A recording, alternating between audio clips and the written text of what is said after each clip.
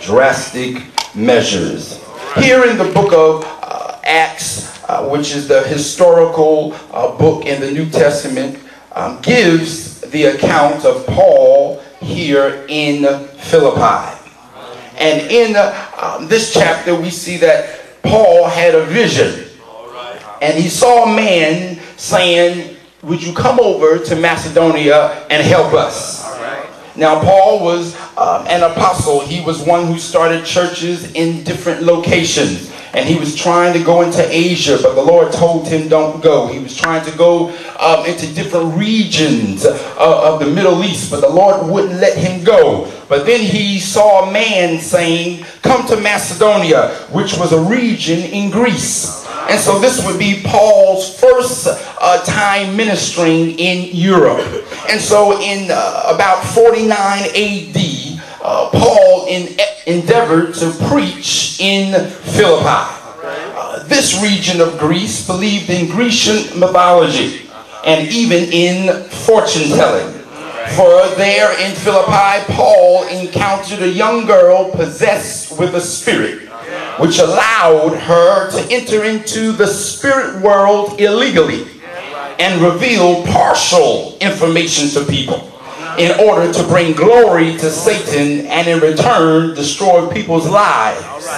And so here the Bible says that this woman kept following him every day, saying, "These are the men of God," until Paul turns around and rebukes the spirit and casts the demon out.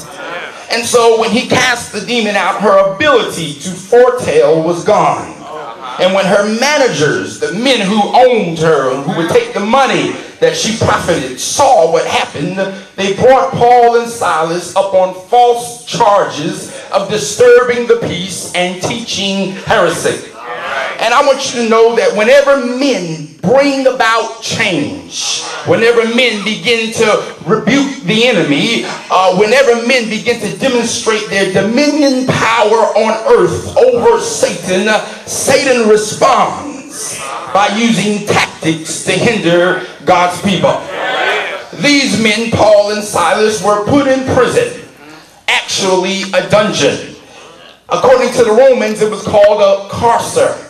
And here, a carcer was a place that was deep in the ground, making it damp, cold, and dark.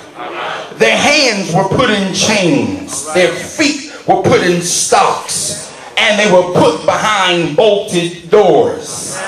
Satan likes to limit God's people by putting you in situations where it seems like your hands are tied. He likes to make your feet stationary where it seems like you can't move. He likes to make you feel like you're just in a standstill position. And he likes to close doors in our face. Here they are in a prison. Mind stayed on him. He would keep us in perfect peace. So even in the prison, they had peace. And you've got to learn that peace is not predicated on things working out and being resolved. But it is your state of mind. That whatever state you're in, you learn to be content. And so here, they are in the middle of the night, praying and praising God.